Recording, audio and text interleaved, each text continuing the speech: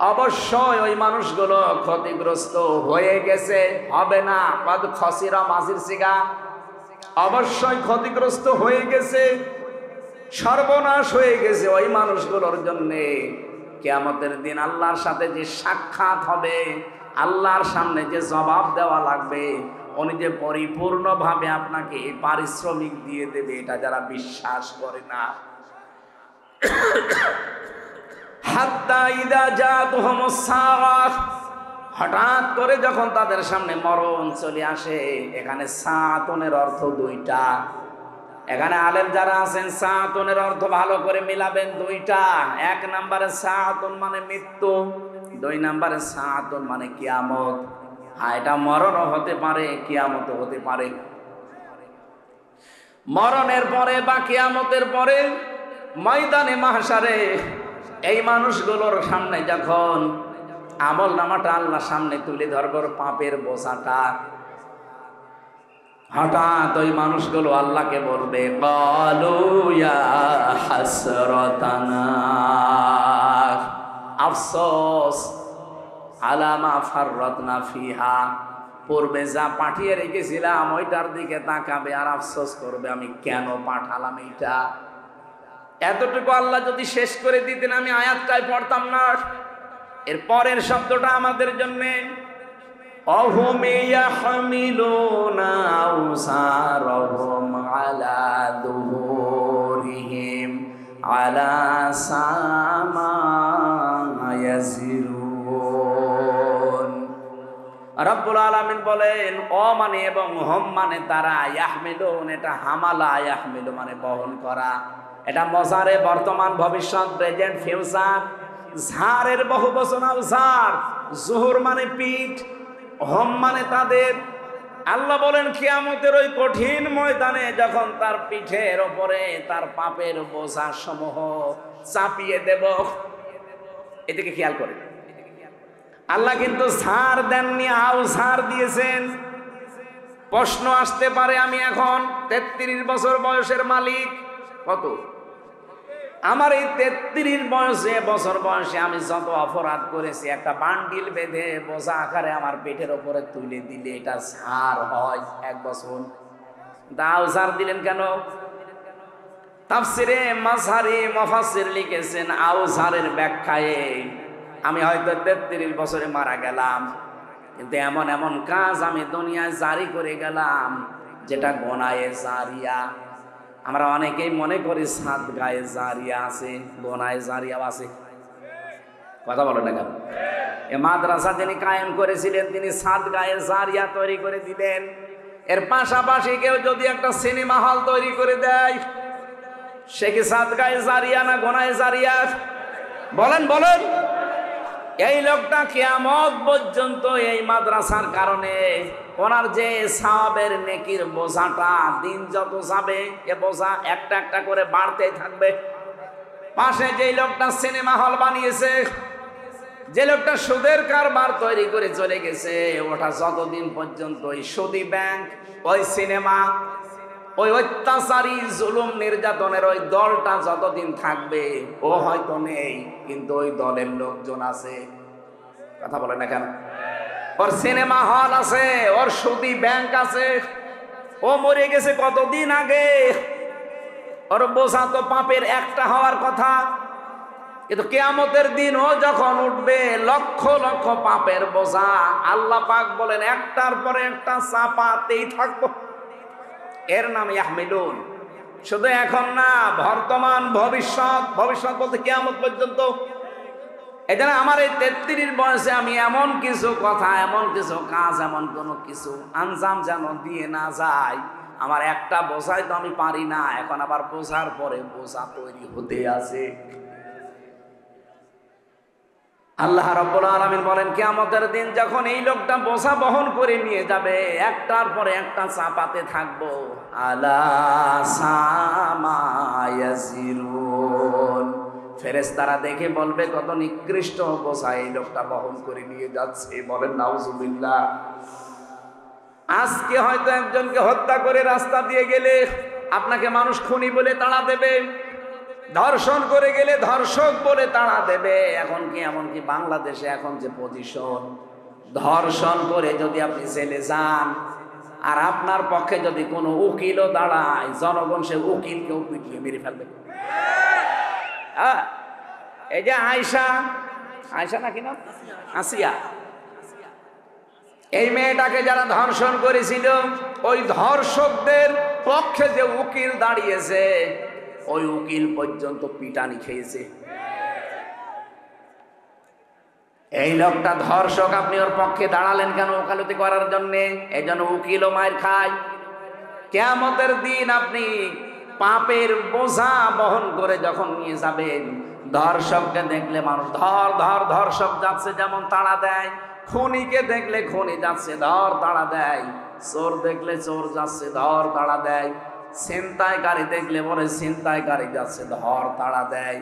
কিয়ামতের দিন ফেরেশতারা বলবে ধর, পাপের বোঝা নিয়ে যাচ্ছে।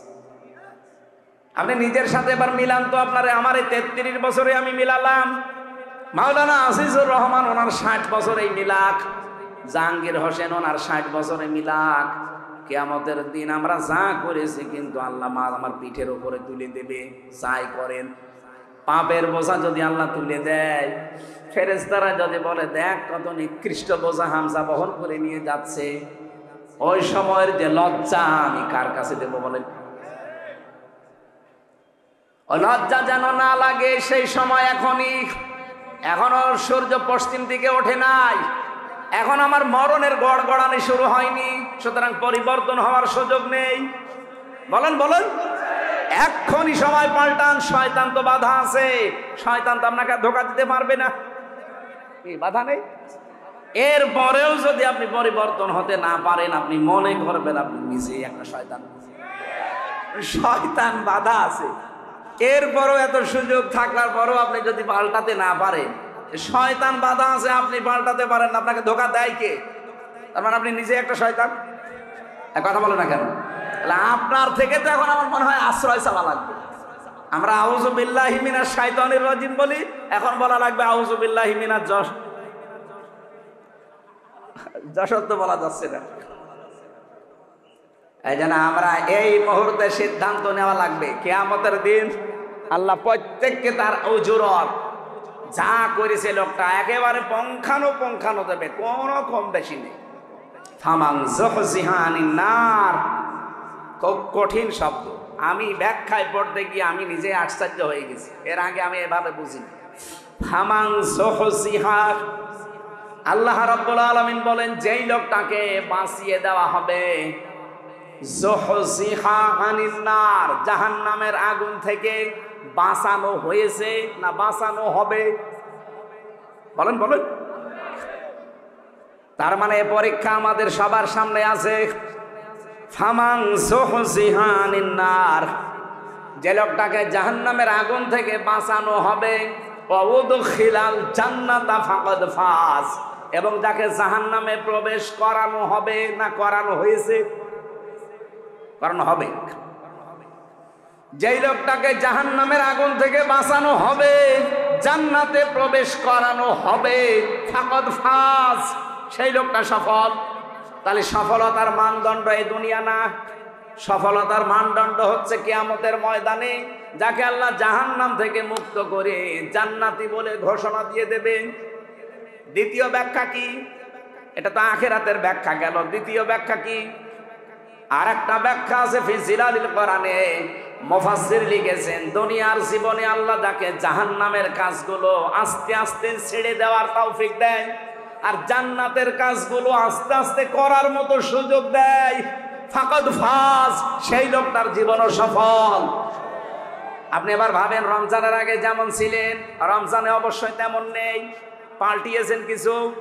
বাকি 11 মাস যদি এভাবে পাল্টিয়ে আপনার জীবন শেষ করতে পারেন, আপনি মনে করবেন আপনার জীবনকে আমার আল্লাহ ফাকাদ ফাজ, সফলতার দ্বার প্রান্তে পৌঁছিয়ে দিচ্ছে। আর যদি মনে করেন না আগে 2টা বিড়ি খাতাম, এখন রোজার পরে 4টা করে খাচ্ছি, তাহলে মনে করবেন আমি জান্নাতের থেকে আস্তে আস্তে জাহান্নামের দিকে এগিয়ে যাচ্ছি।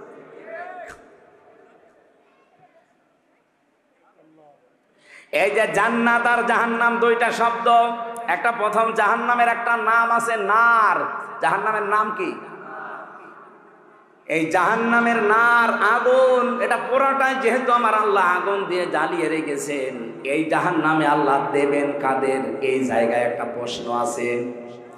রব্বুল আলামিন জানিয়েছেন ফাম ওয়া বুরসাতিল জাহিমু লিমাইয়ারা ফাআম্মা মান তাগা ওয়া আসারাল হায়াতাদ দুনিয়া ফাইন্নাল জাহিমা হিয়াল মাআওয়া। বলেন আল্লাহু আকবার। রব্বুল আলামিন বলেন জাহান্নামকে সেদিন দৃশ্যমান করা হবে, তোমাদের সামনে নিয়ে আসা হবে। পৃথিবীতে যারা সীমা লঙ্ঘন করেছে এই মানুষকে আর দুনিয়ার জীবনকে যারা এসার করেছে, প্রাধান্য দিয়েছে, অগ্র অধিকার দিয়েছে, এই দুইটা গুণ যাদের দুনিয়াতে ছিল তাদের এই জাহান্নামে দেওয়া হবে, আর জাহান্নাম হবে তাদের আশ্রয় স্থল। বলেন নাউজুবিল্লাহ। সূরা নাবার ভেতরে পেয়েছি ইন্না জাহান্নামা কানাত মিরসাদা লিত্তাগিনা মাআবা লাবিসিনা ফিহা আহকাবা। অবশ্যই জাহান্নাম একটা গোপন ফাঁদ, এটা একটা ঘাঁটি। এই ঘাঁটিতে আল্লাহ কাদেরকে দেবেন? লিত্তাগিনা মাআবা, পৃথিবীতে যারা সীমা লঙ্ঘন করেছে আর যারা অস্বীকার করেছে।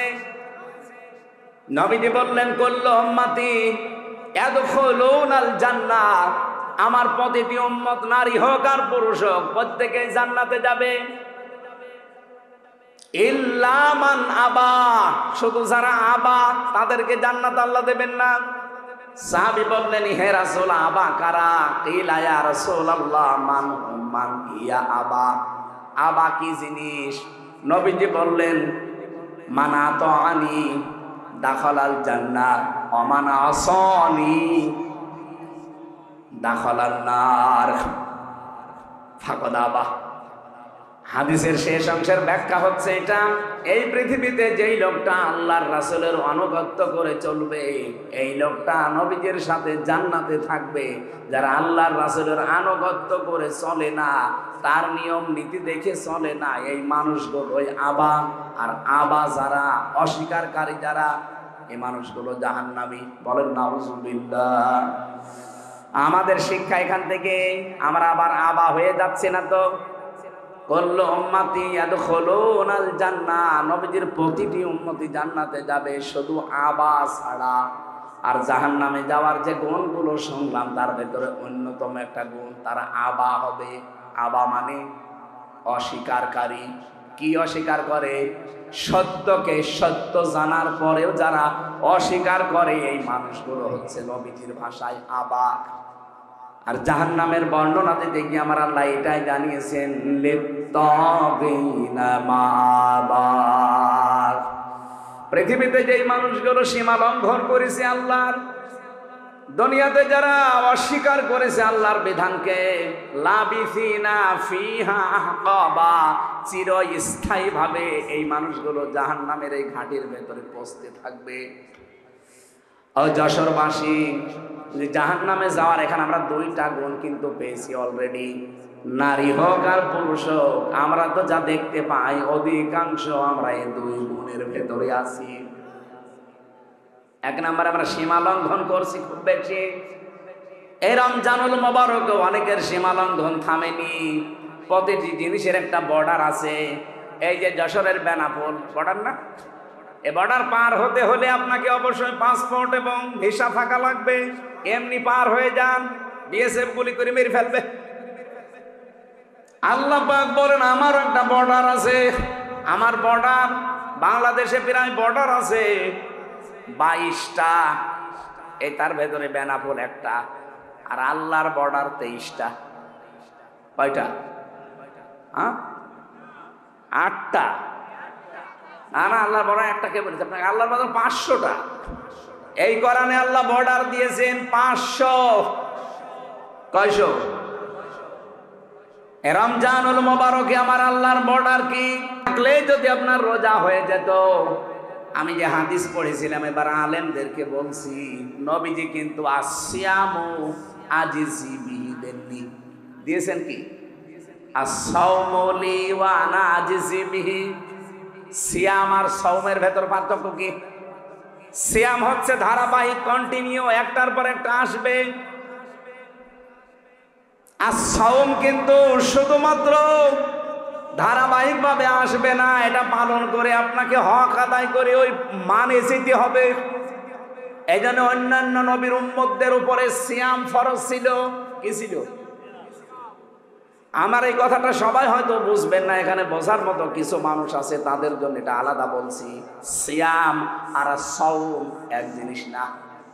পৃথিবীতে যত নবীর উম্মত ছিল তাদের উপরে সাওম ফরজ ছিল না সিয়াম? বলেন বলেন। কুতিবা আলাইকুমুস সিয়াম, তোমাদের উপরে রোজা ফরজ করে দিলাম, লিখে দিলাম। কামা কুতিবা আলাল্লাযীনা মিন ক্বাবলিকুম, তোমাদের পূর্বে যারা ছিল তাদের উপরে ওই সিয়াম কি ছিল?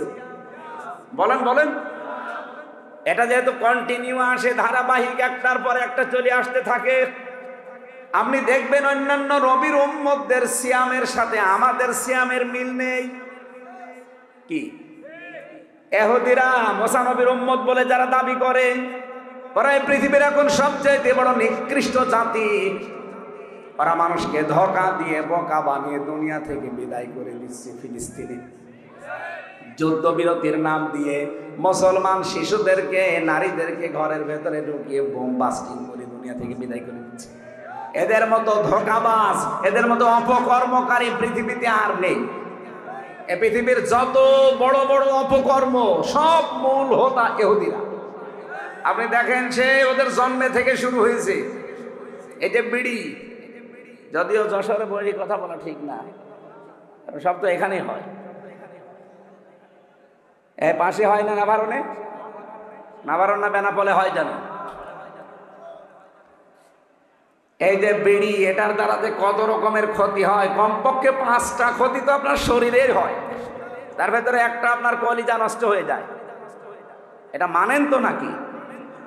বিজ্ঞান দ্বারা প্রমাণিত পৃথিবীতে একটাই মাত্র খাবার, যে খাবার বিক্রি করার আগে তার গায়ে লিখে দেওয়া লাগে যে এটা নিষিদ্ধ। নাম কি?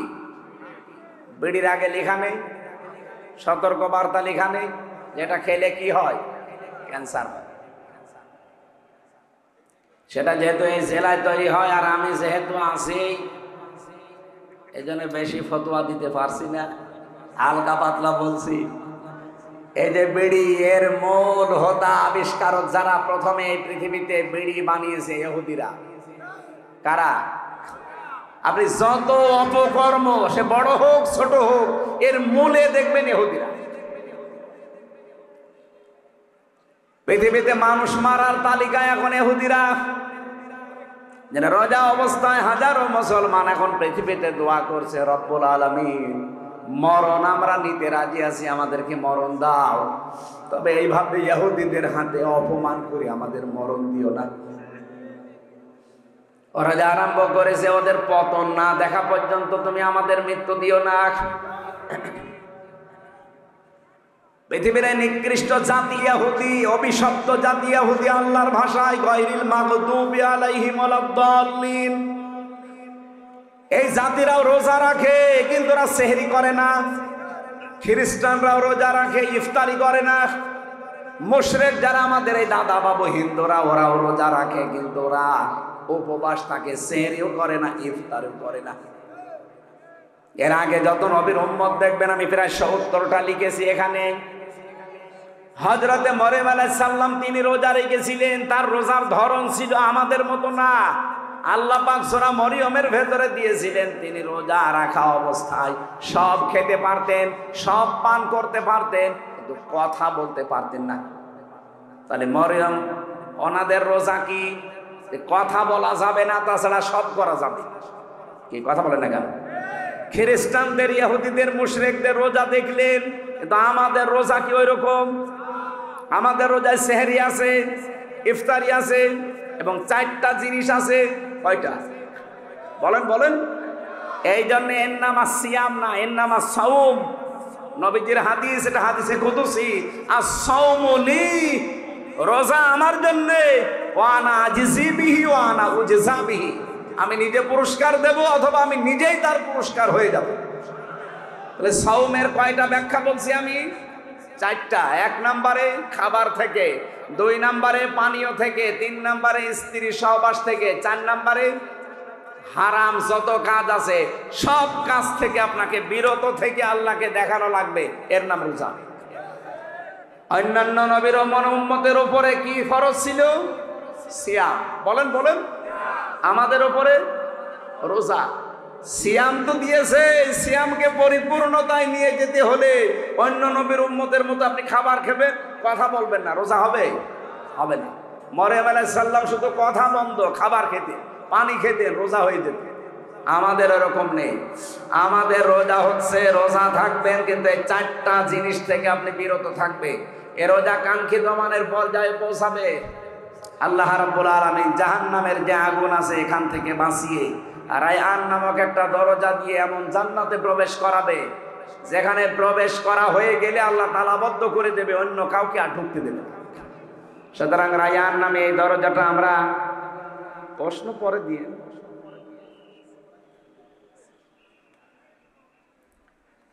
এতক্ষণে না কি করে কি, এতক্ষণও যদি না করে থাকে, আর আমি পারি না তো ওইটা।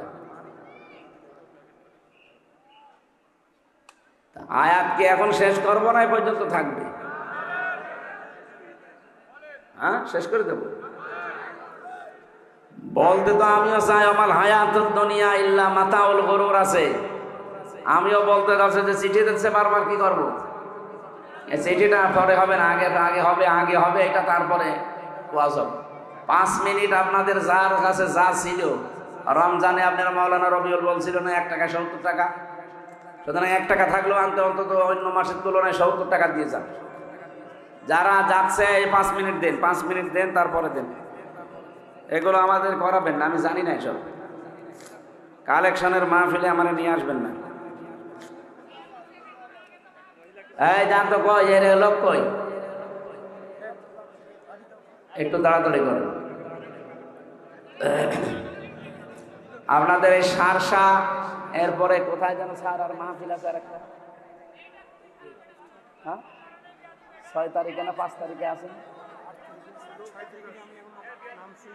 8 তারিখে কোনে সারসা আছে, বসতপুর সারসা, এখানে 8 তারিখে একটা মাহফিল আছে স্যারের, আমরা ওখানে থাকবো। আসলে আলোচনার ভেতর ডিস্টার্ব হয়ে গেল। আমি তো গতানুগতিক কথা বলছি, আমি গবেষণা করে কথা বলি। কথা বলতে বলতে তো ভুলে যাচ্ছি, কিভাবে বলবো? আপনি এখানে এসে বলেন, আমি শুনি। জীবনে আপনি সিয়ামের আর সাওমের ব্যাখ্যা শুনেছেন? আজকে শুনলেন প্রথম। তাই আমাদের কথা বোঝাতে হলে একেবারে নিস্তব্ধ পরিবেশ দেওয়া লাগে। আপনারা টাকা আনেন, টাকা তোলেন, কালেকশন করেন। মাদ্রাসার মাহফিল নিয়েছেন কেন? অন্য হুজুর নিয়ে আসবেন যারা কালেকশন করতে পারে। এই আপনারা ওঠেন কেন? ভাই 5 মিনিট যখন চাচ্ছে, যাক, কি করা যায়?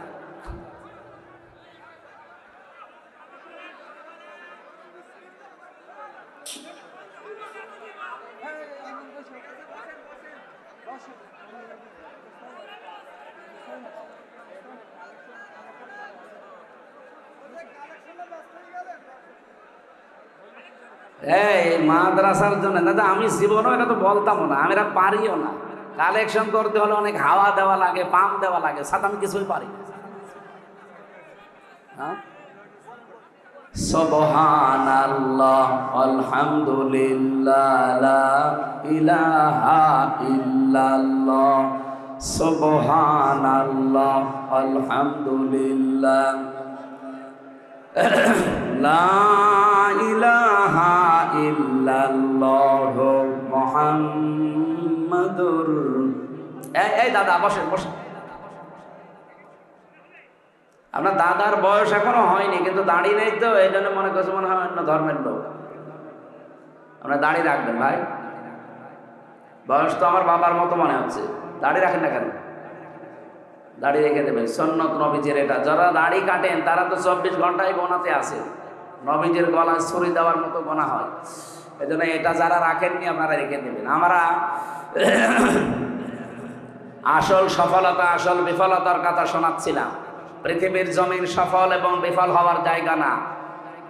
এই পৃথিবীতে যদি আমি সারা জীবন না খেয়ে খেয়েও মারা যায়, অপমান হয়েও মারা যায়, মরণের পরে যদি আল্লাহ জাহান্নামের কাছ থেকে, জাহান্নামের আগুন থেকে বাঁচিয়ে জান্নাতি বলে ঘোষণা একবার দিয়ে দেয়, ফাকাদ ফাজ, আমার জীবন সফল।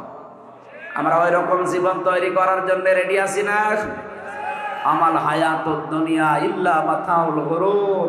আল্লাহ খুব আফসোস নিয়ে জানিয়েছে, পৃথিবীর জমিনটা প্রতারণা, খেলতামাশা, ধোঁকাবাজি ছাড়া কিচ্ছু না। আপনার মা বাবা, ওইটাও ধোঁকা। মনে আসতে পারে, হ্যাঁ হুজুর মা বাবার কথা বললেন, তাদের দিকে চাকালে সওয়াব হয়, হজের সওয়াব হয়, কিন্তু তারাও ধোঁকা। যেহেতু মাতাউল গুরুর বহু বচন দিয়েছেন আল্লাহ, পৃথিবীর কোনো কিছু ধোঁকা বাদ দিয়ে নেই। আপনি মা বাবার যে হক আছে ওইটা আদায় করবেন না, মা বাবারও মন পাবেন না। এই কথা বলেন না কেন? স্ত্রী আমাকে ভালোবাসে, স্ত্রীও ধোঁকা। আমি নিজের থেকে বলছি, আমি যদি এখন হামজা আমার 33 বছর, আমার ম্যাডামের 26 বছর, এখন যদি সত্যি আপনারা বলেন যে হুজুর মরে গেছে, হয়তো কান্নাকাটি করবে, পাগল হয়ে যাবে 2-3 দিন। 7 দিনের ভেতরে দেখবেন স্বাভাবিক হয়ে গেছে। 4 মাস 10 দিনের ভেতরে ওর মার বাবা এসে আমার মা বাবাকে বলবে হামজা তো মরিয়ে গেছে, মেয়ে এখন রেখে করবো কি, দেন অন্য জায়গায় বিয়ে দেবো। ঠিক মানে দেবে। 7 দিন পরে দেখবেন ম্যাডাম ওর বাবারে কল দিয়ে বলবে, আব্বা হামজা তো কি ছিল, এ জামাই পেয়েছি 100 ভাগ ভালো, একেবারে পারফেক্ট জামাই, অথচ আমি কি করিনি তার জন্য। সব ভুলে যাবে মাত্র 7 দিনে। কয় দিনে? দুনিয়ার জীবনটা পুরা ধোঁকা। হ্যাঁ, আমি স্ত্রীর সাথে ভালো ব্যবহার করব, আমার স্বামীর হক আমি আদায় করব, এই জন্যে এটা দিয়ে যেন আমার আখিরাত তৈরি হয়। এক কথা বলেন না কেন? আমার সন্তানের প্রতি আমার দায়িত্ব পালন করব, যেন এটা দিয়ে আমার আখিরাত তৈরি হয়। তাছাড়া পৃথিবীতে এই চোখ খোলা আছে, সম্পর্ক আছে, চোখ বন্ধ হয়ে গেলে সম্পর্ক শেষ, সব সম্পর্ক কাট হয়ে যাবে। ফাইদা নুফিখা ফিস-সূর ফালা আনসাবা বাইনাহুম ইয়াউমাইদি ওয়ালা ইয়াতাসালুন। নসবের বহু বচন আনসাব। আল্লাহ বলেন একটা সম্পর্ক থাকবে না, চোখ বন্ধ, সব সম্পর্ক কাট হয়ে যাবে। আপনার স্ত্রী আপনার আর পরিচয় থাকবে না, আপনার সন্তান আপনার পরিচয় নেই। এমনকি কোরআনের আয়াতের ব্যাখ্যা হচ্ছে, কিয়ামতের দিন কোন কোন সন্তান তার মায়ের পা ধরে থাকবে 500 বছর। 500 বছর পরে ওর মুখের ওপরে লাথি দিয়ে বলবে, সন্তান পাবো কোথায়, দুনিয়ায় বিয়েই হয় না। এই জন্য দুনিয়ার জীবনটা যেহেতু ধোঁকা, খেল তামাশা, রং তামাশা, এটা গুরুর। আমি সহ প্রত্যেকেই যেন এটা বোঝমান হই। আমি এটা জেলে যেয়ে আরো বেশি বুঝেছি, কারণ আমি ওখানে আটকা জীবনে ছিলাম। বাস্তবতা আমি বুঝেছিলাম যে দুনিয়ার জীবন তো আসলেই ধোঁকা। আমি যদি এখন মরে যেতাম কি হইতো? এখান থেকে লাশটা বের করে দিত, 2-4 দিন ম্যাডাম কান্নাকাটি করে কবরে দিয়ে ওই বলতো, আল্লাহ আমার স্বামীকে মাফ করে দিও, দিয়ে আর একটা সংসার করে ঠিক চালিয়ে যাচ্ছে কাজ। এই জায়গায় পড়ে যদি আমার বিশাল আখেরাত আমি নষ্ট করে ফেলি, আমার মতো পাগল দুনিয়ায় আছে। এই জন্য পাগলামি করা যাবে না। রমজানুল মোবারক সংযমী হওয়ার মাস, যেহেতু আমরা অনেকে সংযম অলরেডি হয়ে গেছি, আর সামনে আরো বেশি সংযম হওয়ার চেষ্টা চালাবো। আর রোজায় থেকে তো 2 ঘন্টা প্রায় 30 মিনিট, ওখানে 1 ঘন্টা 15 মিনিট, এখানে 1 ঘন্টা 15 মিনিট, এই 2 ঘন্টা 30 মিনিট আমার গলা শুকিয়ে যাচ্ছে। আগামীতে আবার আসবো, যখন রমজানের পরে আবার মাহফিল আছে, রমজানের পরে স্যারের এখানে আছে, বসতপুরে আছে, ওখানে কথা বলবো ইনশাআল্লাহ। আল্লাহুম্মা আমিন। লা ইলাহা ইল্লা আনতা সুবহানাকা ইন্নী কুনতু মিনাজ জালিমিন।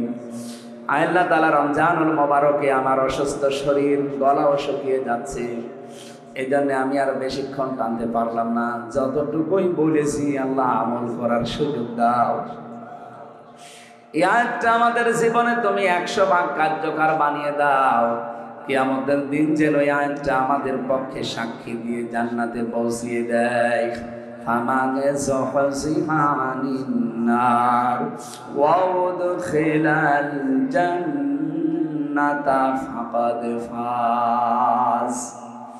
জাহান্নাম থেকে যাকে মুক্ত করে জান্নাতি বলে তুমি ঘোষণা দিয়ে জান্নাতে পৌঁছিয়ে দেবে, তার জীবন সফল। দুনিয়ায় যারা আস্তে আস্তে পাপের কাজগুলো ছেড়ে দিয়ে দিয়ে ভালো ভালো কাজে যারা এগিয়ে যেতে পারবে, তাদের জীবন সফল। আয়াতের এই দুইটা ব্যাখ্যায় তুমি আমাদের জন্য কার্যকর করে দাও। সম্মানিত মা বোনেরা যারা পর্দার আড়ালে বসে আছে, এদেরকে তুমি খাদিজার মতো, আয়েশার মতো বানিয়ে দাও। কত মানুষ অসুস্থ, আল্লাহ তুমি শেফায়ে কামিলা আজেলা নসিব করে দাও। যে পরিবারে শান্তি নেই, মেয়েদেরকে তুমি শান্তি দান করো। যারা অসুস্থ, অনেকে এমন রোগ আছে মানুষের কাছে বলাও যায় না, আল্লাহ আমাদের রোগগুলো তুমি শেফা দিয়ে দাও। সন্তানাদি যাদের দিয়েছো আল্লাহ মানুষের মতো মানুষ বানাও। দুনিয়ার জীবনের সফর শেষ করলে তারা যেন দোয়া করে, রব্বির হামহুমা কামা রব্বায়ানি সাগীরা। মাহফিলের সম্মানিত সভাপতি, প্রধান অতিথি, বিশেষ অতিথি, যত মানুষ এখানে এসেছে সবাইকে তোমার কাছে দিয়ে গেলাম, ওমরের মতো বানিয়ে দাও। এই গগা এলাকায় মাটির নিচে যত মানুষ ঘুমিয়ে আছে, কোরআনের ইজ্জতে মাফ করে দাও। আল্লাহ তাআলা কখন কার কাছে আজরাইল এসে যায় জানি না, যখনই আসবে জীবনে একবার হলেও যেন বলতে পারি লা ইলাহা ইল্লাল্লাহু মুহাম্মাদুর